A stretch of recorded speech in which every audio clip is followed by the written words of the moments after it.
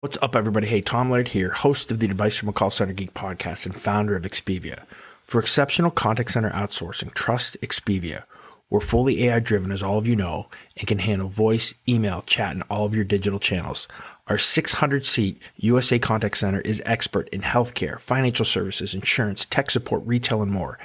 Experts on the NICE CX1 platform, we ensure seamless customer experiences. DM me or visit expiviausa.com for more. This is Advice from a Call Center Geek, a weekly podcast with a focus on all things call center. We'll cover it all from call center operations, hiring, culture, technology, and education. We're here to give you actionable items to improve the quality of yours and your customers' experience. This is an evolving industry with creative minds and ambitious people like this guy. Not only is his passion call center operations, but he's our host. He's the CEO of Expivia Interaction Marketing Group and the Call Center Geek himself, Tom Laird. Welcome back, everybody, to another episode of Advice from a Call Center Geek, the call center and contact center podcast. We try to give you some actionable items, take back in your contact center, improve the overall quality, improve the agent experience, hopefully can improve the customer experience as well. Oh, how's everybody doing? My name is Tom Laird. Most of you guys know me by now, I would hope. It's been a while since we've done a podcast. I have been slammed with Expivia things and with OttoQA really launching and really starting to take off with lots of companies. So I get a lot of questions on Otto. I wanted to answer as many of them as I possibly can of my list here and talk about everything that we basically have learned in the last 13, 14, 15 months of starting from scratch with an AI tool, doing it for our internal customers first, and then moving it to a product that customers are actually paying for, using. It's been really awesome. So I'm live on LinkedIn, live on TikTok. If you guys have any questions, please ask away.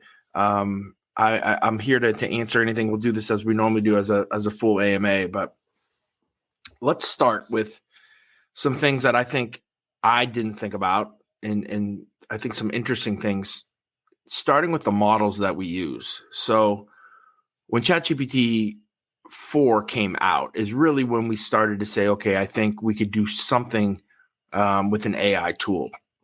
So as most of you guys know that have followed me, we initially built OttoQA for our internal customers. And that's who we kind of tested it and kind of learned what we needed to do. We thought it was going to be pretty easy. It was nothing easy about it. I know a lot of people just say, well, all you guys are doing is building a GUI on top of a large language model. And I guess, yeah, that's kind of what we're doing. But there's so many intricacies, so many things you need to do about prompting, so many things that our system prompt has to do that we learned a ton. The main thing that we learned is ChatGPT 4 and ChatGPT 4.0 are not good models for what we are using this for. I don't know if people disagree with this. Nobody's really talked to me about what models they're using in this kind of auto kind of CX space, right? Everybody's kind of hum and hush on that. I'm pretty open with it. Although it's cheaper, right? When 4.0 came out, it cut our costs in half, but our accuracy was also cut in half. So very quickly, the excitement of 4.0 turned into, man, this thing it's almost worse than 4. So that's when we started to say, all right, well, what other models are out there? And we tested pretty much all of them. The only ones that we have found to be absolutely the best use case for us have been Anthropic's products, right? So we use Haiku to go do summarizations, right? So if somebody has 150 forms, we want to summarize the 4 things that they've done, good or poorly on those 150 calls that we've evaluated. We just send it out to Haiku. That does a really good job of just kind of summarizing very basic stuff. We initially started with Sonnet. We thought Opus was going to be too expensive. Sonnet was a huge step up from 4.0, but it still did not give us the same consistencies. And it's kind of like an oxymoron to say, well, if something's accurate and it's not consistent, is it really accurate? And I mean, the answer is no. But we would see, out of 10 questions that we asked, Sonnet would be right 8 or 9, but then one time, would just give us something weird. So we worked through a lot. And to be honest, that's where we learned a lot of things from a prompting standpoint that would help with consistency. Accuracy is basically just the core prompt. And if we're not accurate, then we have a prompting. We're telling it to do something. There's wording wrong. There's something there. But when it came to just the consistency of scoring, that's where some really cool things. We have 7 kind of checks within our system prompt to make sure that we are being as accurate as possible with our answers. So I think you guys have heard me talk about this a little bit, but we reiterate every single question. So even if it costs us more in tokens, whatever we're doing, our mission is to be the most accurate and the most consistent auto CX, auto QA platform on the market. So the one thing that we found is that if we said, okay, let's take a question like, did the agent use the proper greeting, right? So we will say, ask that question and answer it, large language model, but then hold that like in the back of your AI head. And then we ask the question again. And if both of those match, then boom, we give the answer yes or no, or whatever we're scoring. If we still have some type of inconsistency, it's a yes and a no, then we say for a third time, don't ask the question, but go back into the transcript, search for where you need to find that answer, right? I'm paraphrasing here. And then whatever is closest, score that. And we found that to be extremely consistent too. So we do about 6 or 7 of these checks on every single question with some different techniques based on what we have found to give us the most consistent answers. So it's been really interesting to kind of learn the prompting techniques and some of those things that you can be you can just be so creative with this. And I think being a contact center, doing a tool like this, like we know what we want, right? We're not just kind of looking for specific keywords. I think I love the phrase that I've been using which is intent and outcomes, right? We're looking for agent intent and we're looking for, did the proper outcome take place? And that's where we can score this thing at a little different level than just, again, looking for specific keywords. Although we're really good at that. Like if you have a disclosure and these specific keywords have to be said, exactly. Obviously AI can do that, but AI can also quote unquote think, right? And get deeper into empathy, get deeper into, did the statement that the agent made when the customer said this, did it have an impact on the overall sentiment of the call, right? You can go a little bit deeper to some of the things that we couldn't do with just analytics and just looking for keywords. And I think a lot of the models right now are trying to kind of mesh these two things because they see with the amount of overhead that some of these larger companies have, that just using the large language models can be expensive for them, where for us, it's not that bad, right? Because I don't have a ton of overhead. We are doing this kind of as a contact center would do it, not as a software company do it, which I don't know if that's good or bad. But I think those are some of the things that we have noticed to make a lot of difference in the actual prompting of the question. So, we have found that obviously the system prompt is absolutely vital to tell it the exact outputs that we want. We have found that we can't trust any of the large language models to actually do the scoring. So we do the scoring, we kind of programmatically do it on the back end. Once the answer comes back yes or no, then we score it ourselves with kind of programming. So we know that it's always going to be, spot on from there. Tried to do it with the language models, but just, again, they're okay at math. They're not great at math. So, we had some inconsistencies there early on that we tried to work through. The new model that just came out yesterday, as I record this, I'm recording this on the 21st of June, 2024. Claude 3.5 Sonnet came out. And for us, it was like Christmas. We didn't know it was coming. We have been using Opus. I guarantee you that there's no one else, no other auto QA platform is using Opus. And everybody knows that Opus is the best. It's been beating up ChatGPT 4.0 for a really long time, but no one's using it because it's so expensive. That is our core model that we've been using for everyone is Opus, right? So the most expensive model, but we're getting the best results. And we just figured that'll take care of everything else. So when 3.5 just came out yesterday, it's about half the cost, actually a little bit more than half the cost of Opus. But what we're finding is that it is better than Opus as well. Now, we've only been testing this for a day. We've been running models. So and maybe I'll get into the calibration, how we calibrate these calls is a customer will send us 10 scored calls. So we'll have the call and we'll have maybe it's a PDF or it's an Excel spreadsheet, whatever it is of how the call was scored.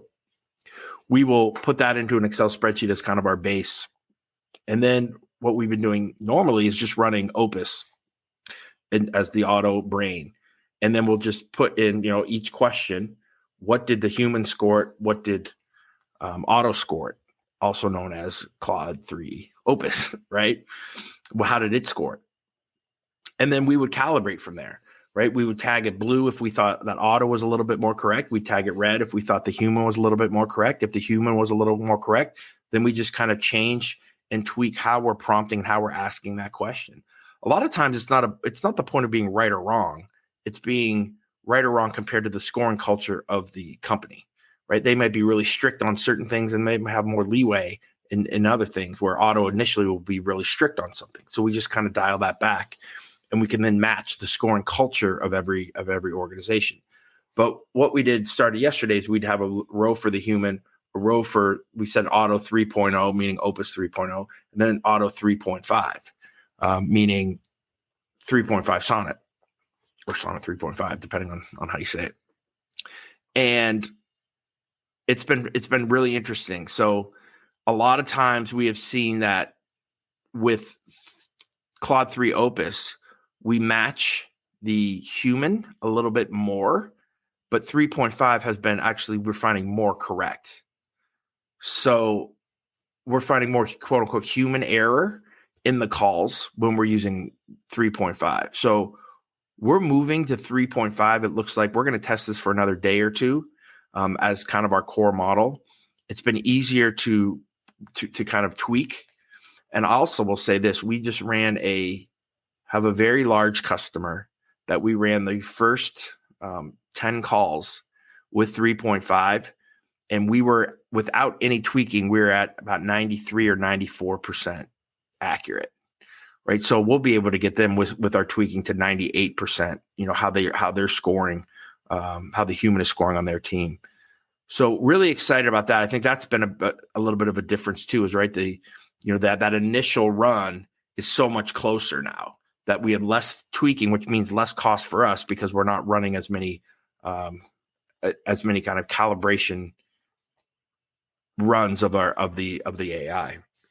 So I think that's kind of been really, really interesting. I think you're going to see a war now, or a battle, or a sprint, or a race, whatever you want to call it, between Anthropic and OpenAI. I would bet you now you're going to see a ChatGPT 5, within the next month, right? I guarantee that they're pushing it up. Opus was the best, but they were so expensive that I don't think anybody was really using them in a fashion like we were. So now to have that cost it's still a little bit more expensive than ChatGPT 4.0, but it's comparable and it's way better, at least for our use case. I'm not saying 4.0 is bad, right? But for the use case that we're using it for, it's not even close, right? We almost can't even use 4.0 with how poorly it has been able to ask questions of this data. So I think that, getting into some of the tricks and some of the things that we have found, I think calibration has been something that we're doing and spending a lot of money on every client to get it to a point where we've been fully calibrated. I think it's been really cool to learn some of the prompting tricks, right? Like reiteration. Anthropic likes to use XML text a lot more than ChatGPT 4. So, learning that there is a full kind of prompt engineer or a prompt, I guess, helper on the workbench of Anthropic of Claude. We kind of use that if we're having a big problem, but again, I think it goes a little bit too in depth sometimes. We found that the most success we've had is the human brain when it comes to tweaking a prompt, unless we're way off or something's kind of going crazy. But to get the format right with the XML tags, I think has been pretty helpful with that. There's just so many more tools in the Anthropic pool that I think is cool. One of the things that we're moving to now, because visual is starting to come out, right, and to be good on both of the models, is to kind of use the forms and kind of feed those forms and let them see the form that a customer has at the beginning to start our initial build out. Right, the longest period of time that we have, or the longest length, is the actual initial build out. Right, so a customer will send us like their rubric. They'll send us all the questions. How do you score these questions? Here's some background on this. Right, so to build those out takes a little bit of time. And we do have an AI tool that we're utilizing to speed that up. But that's something that we're looking to do to make this even quicker. We're currently about 10 days to 2 weeks. We've been longer for some customers, shorter for others on the build out. We won't go to proof of concept until we're not at least 96% calibrated. So I think that there's a lot to be said for the tools that are coming out and for how smart the models are getting, to be able to start to take other pieces of data input that will help us kind of as we move forward. I'm very excited. The next big step, I think, from the model standpoint, that we are excited and we are preparing for, is the one thing that we stink at is that we can't see the screen, right? We thought that 4.0 was going to be the panacea, that we are going to be able to take the screen recordings and QA what an agent is doing actually on the screen as well. And while we can get data from that, right, we haven't really been able to get it to the point where it can QA it. I think that's coming very shortly. That was a little frustrating. That kind of was the, oh my God, 4.0's here. Oh my God, I can do this kind of video and this imaging. This is unbelievable. But there's just the processing power I think that it needed. It just never could get to that point where we could put it to use it in production. So we're still testing that, here and there, but it's been a little bit of a struggle there. So we're still sticking with audio. So voice, email, chat, SMS, help desk tickets. Those are all the things that we're really good at QAing. I think the other thing is customers have been extremely helpful with how we should roadmap this thing out. I'm glad that we went out early. Certain things that customers want, a lot of different changes to the dashboard that we will be able to see, starting even today, with being able to show differentiation, how much better or worse an agent is getting. I think those basic type of reporting is important. Auto fails were not easy, right? To do auto fails was something that we're now doing programmatically. So for a section of a QA form, we will say, we'll just click it into this is an auto fail section. So if any of them, and we'll say, we'll click the auto fail, and we'll say yes. So if any of those questions are answered yes, then we will still score the call, but it'll be a 0 for the overall call, although you'll be able to still see the sections. So we've been able to tweak some things there. Rated calls we're getting much better at. I feel very comfortable now going out with customers and say, hey, I don't want a yes or no, but I want on a scale of 1 through 10. We have one customer that is scoring this 0, 1, 2, or 3, right? And they get points, based on those different levels. And I think we're very close and very accurate with those guys. So I think that customer is pretty happy with where things are going, because that's a little bit more subjective, right? The difference between a 2 and a 3, like they did this, but they did it a little better as a 3 compared to a yes or a no. They either did it or they didn't. There's a big difference in kind of how the AI needs to think that through. It's a little bit more subjective, but there's some prompting techniques that we've been able to utilize for that as well. So yeah, it's been a lot of fun. We are getting better and better and better and better and faster at this every single day. I'd love to build some of this stuff out for you guys. Again, remember, no contracts. Right now, there's still no setup. I don't know how much longer we're going to be able to do that for, but right now there's still no setup.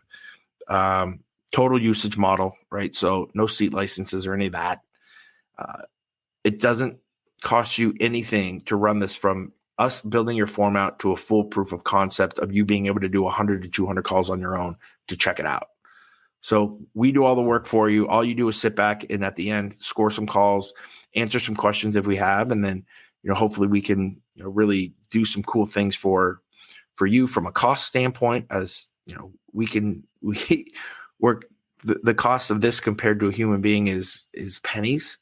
So I think that you can utilize your teams in a lot of different ways that are more productive as well. So thank you guys again. Check us out, OttoQA.com, ExpiviaUSA.com.